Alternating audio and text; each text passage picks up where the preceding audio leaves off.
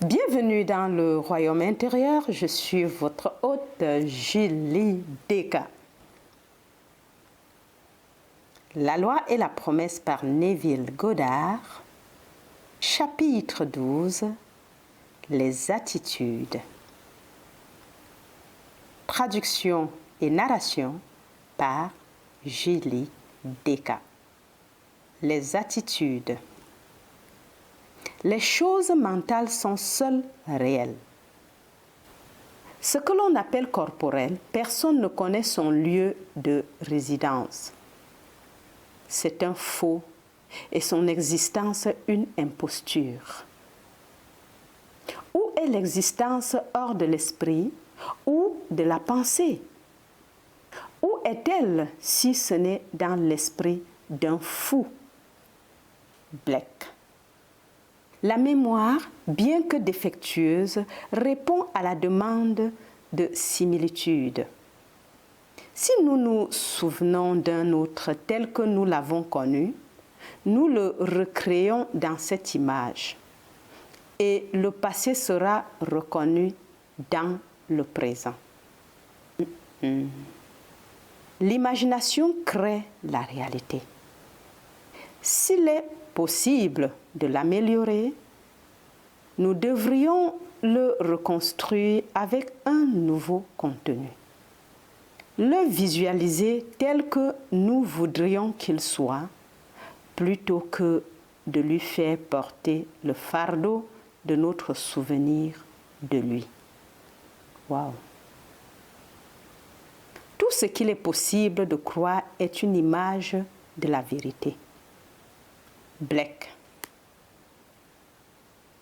L'histoire suivante est celle d'une personne qui croit qu'imaginer crée la réalité et agir en fonction de cette croyance a changé son attitude envers un étranger et a témoigné de ce changement de réalité.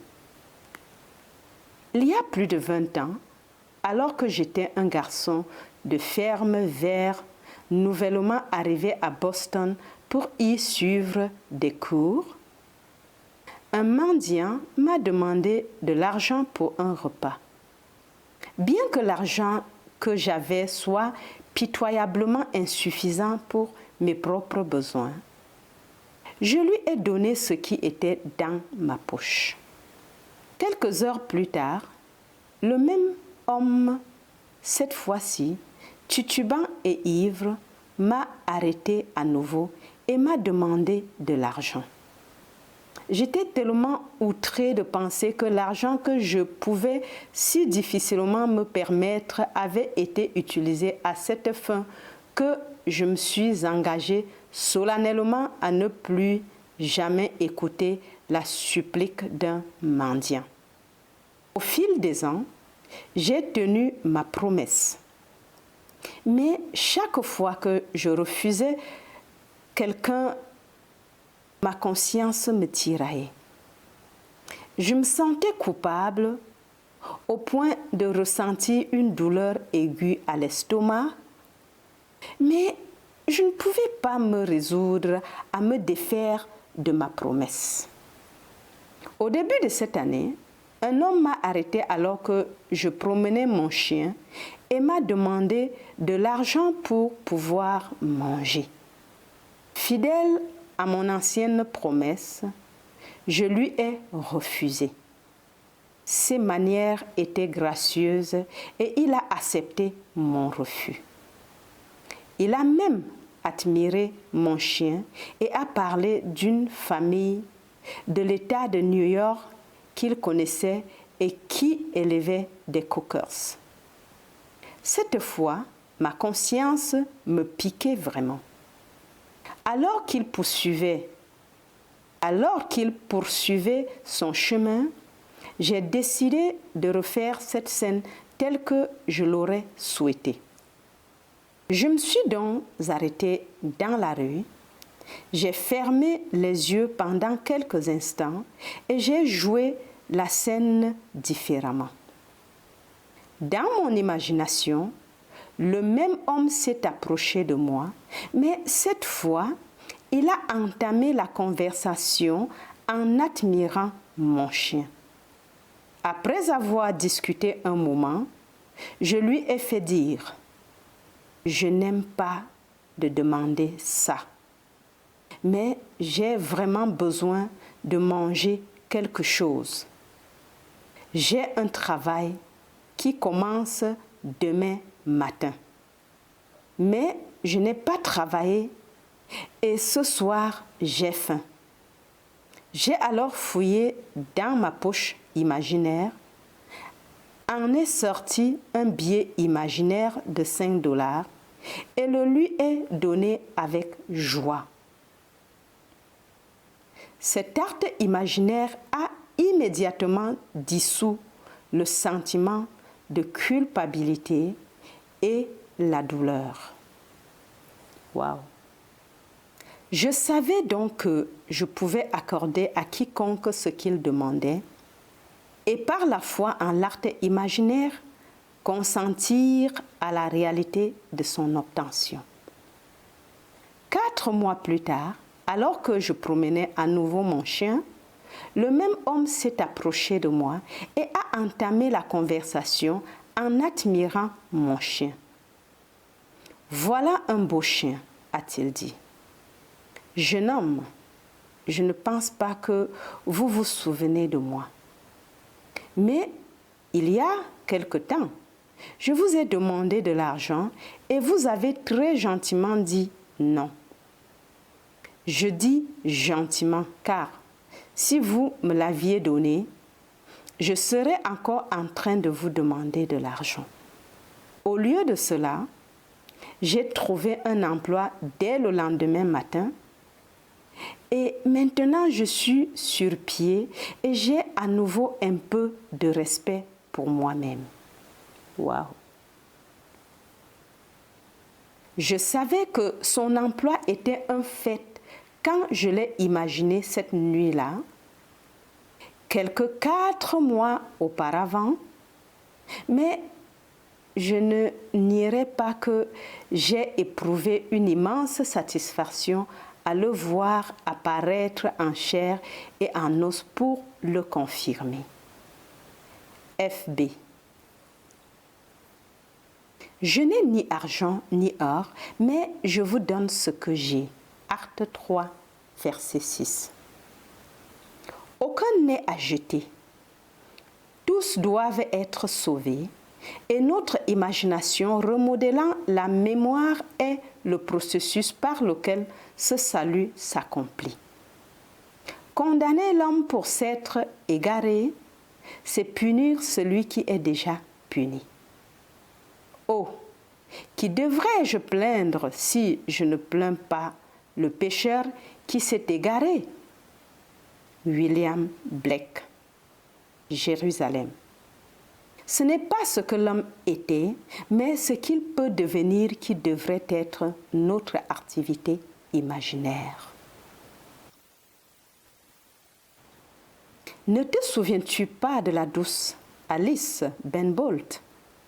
La douce Alice dont les cheveux étaient si bruns, qui pleurait de joie quand tu lui faisais un sourire et tremblait de peur quand tu fronçais les sourcils. Georges de Maurier. Si nous n'imaginons pas pire de lui que lui de lui-même, il passerait pour excellent. Ce n'est pas l'homme à son meilleur, mais l'imaginiste exerçant l'esprit de pardon qui accomplit le miracle. Imaginer avec un contenu nouveau a transformé à la fois l'homme qui a demandé et l'homme qui a donné. L'imagination n'a pas encore eu sa place dans le système des moralistes et des éducateurs. Quand elle le fera, il y aura l'ouverture de la prison à ceux qui sont liés. Isaïe 61, verset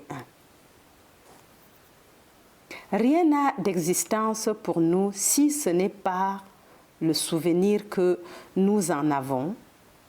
C'est pourquoi nous devrions nous en souvenir, non pas tel qu'il était, à moins bien sûr que ce ne soit tout à fait souhaitable, mais tel que nous désirons qu'il soit. Dans la mesure où l'imagination est créatrice, le souvenir que nous avons d'autrui le favorise ou l'entrave et rend son ascension ou sa chute plus facile et plus rapide.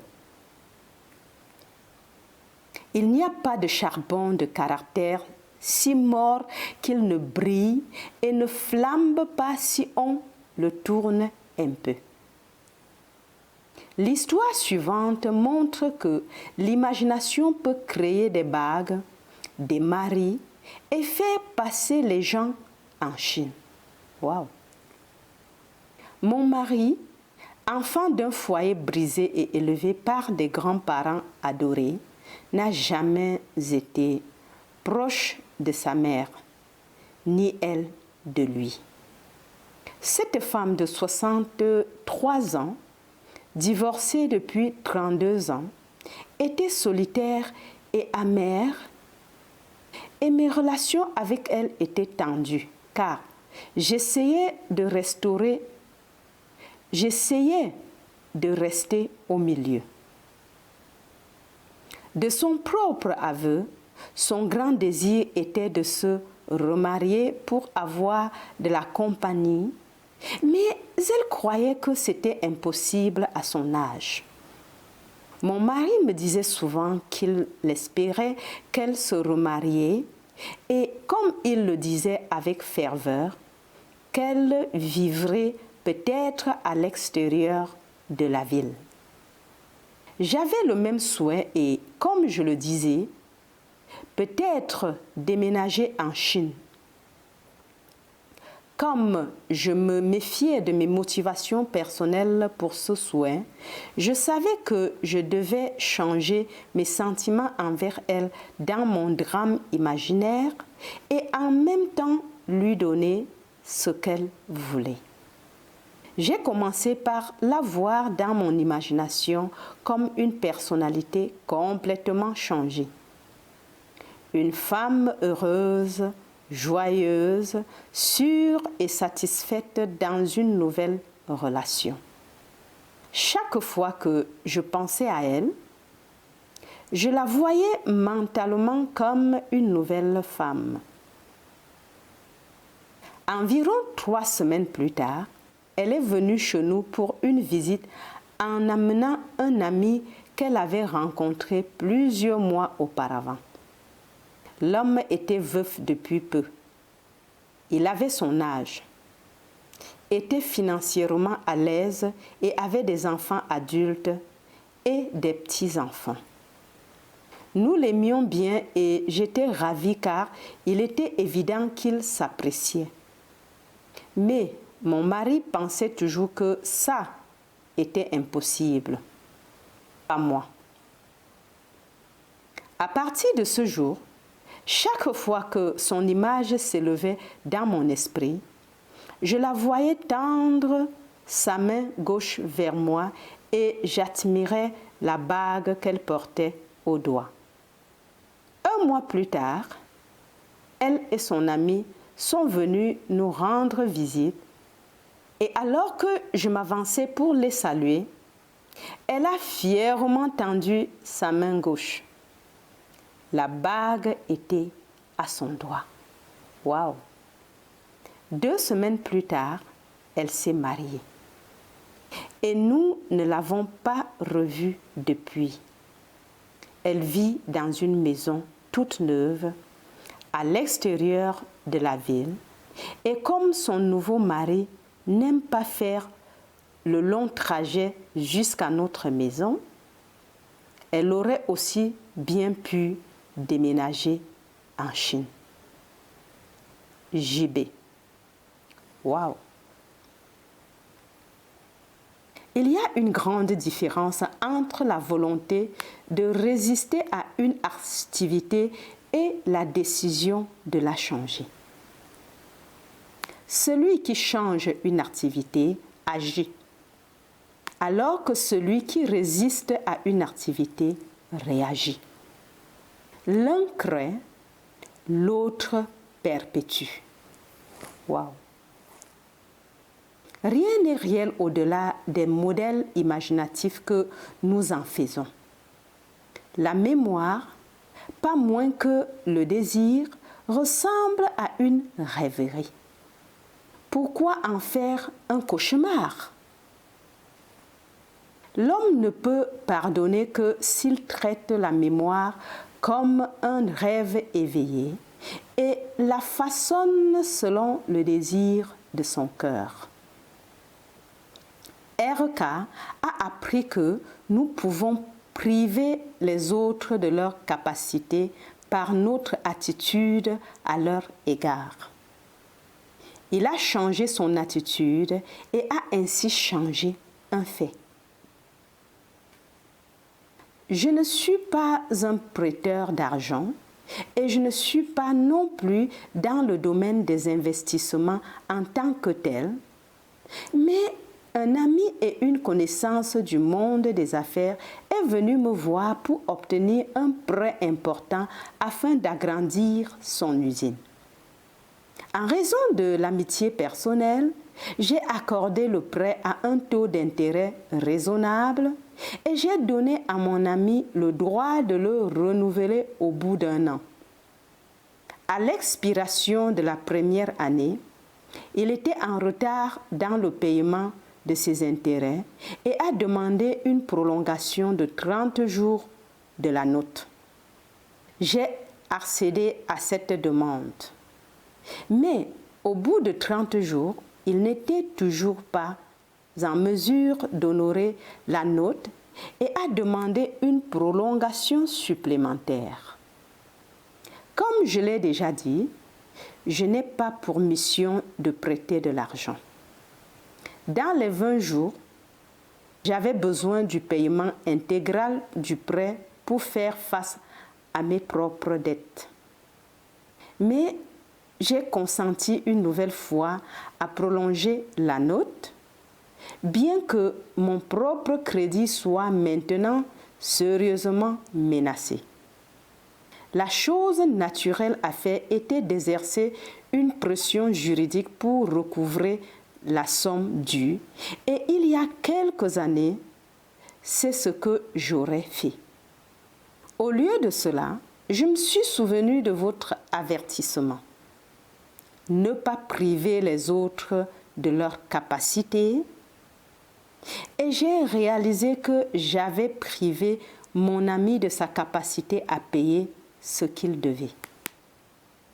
Pendant 3 jours, j'ai construit une scène dans mon imagination dans laquelle j'entendais mon ami me dire que des commandes inattendues avaient inondé son bureau si rapidement qu'il était maintenant capable de payer le prêt dans son intégralité.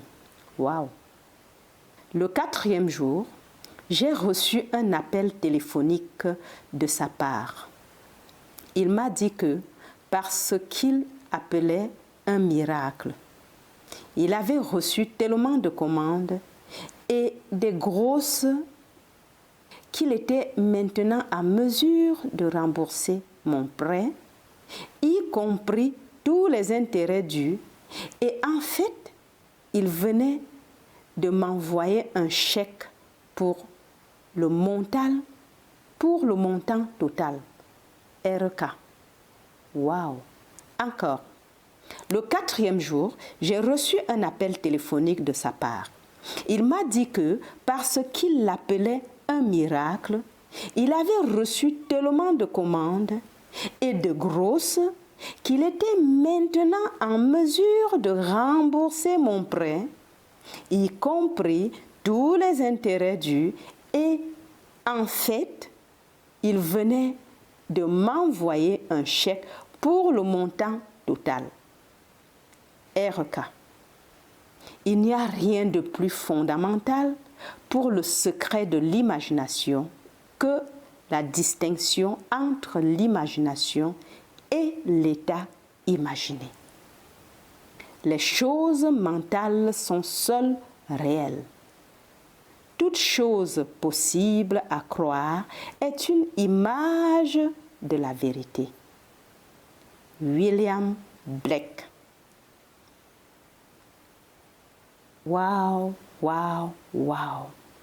Alors, nous sommes à la fin de ce merveilleux chapitre qui nous montre comment utiliser notre imagination pour les autres.